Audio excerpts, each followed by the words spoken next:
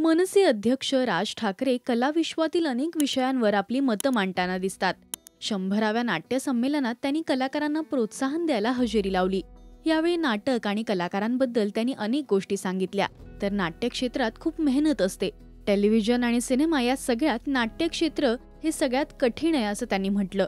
तर कलाकारांना सल्ला देत राजसाहेब म्हणाले, मी बाहेरच्या राज्यांमध्ये जेव्हा कलावंत पाहतो आणि आपल्या कलावंतांना पाहतो तेव्हा मला काही गोष्टींबाबतीत त्यांच्यामध्ये फरक जाणवतो.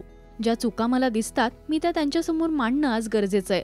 यासाठी मी कलाकारांची एक बैठक बोलवणार होतो. मला हे त्यांना सांगायचं होतं की एकमेकांना तुम्ही जर मान दिला नाहीत, तुम्ही एकमेकांना लोकांसमोर अंड्या, पशा, मॅक अशा शॉर्ट नावाने हाक मारत राहिलात.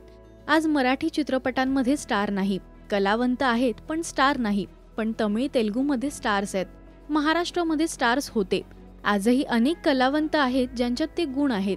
पण आपणच एकमेकांना लोकांमध्ये कार्यक्रमात शॉर्ट फॉर्म नावाने हाक मारतो. तुम्ही जर तुमचा मान राखला नाही, लोक का तुम्हाला मान देतील? मी अनेक ठिकाणी बघितलंय, रजनीकांत आणि इलयराजा एकत्र रात्री असतील पण सकाळी एकत्र स्टेजवर आल्यानंतर ते एकमेकांना सर म्हणून आदराने हाक मारतात. मराठी कलावंतांनी हे करणं गरजेचं आहे. अशोक सराफ आज मला कुठल्या नाक्यावर उभे राहिलेले दिसले नाहीयेत. यासाठी प्रेक्षक म्हणून मी त्यांना पैसे काढून बघायला जाणार. आज प्रशांत दामले इथे अध्यक्ष आहेत.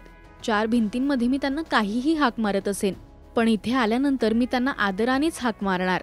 मी जेव्हा अशोक सराफ यांच्या कार्यक्रमाला गेलो होतो तेव्हा मी त्यांना अशोक सर अशीच हाक मारत होतो. त्यांना मामा म्हणून हाक मारायला ते काय तुमचे सख्खे मामा आहेत का?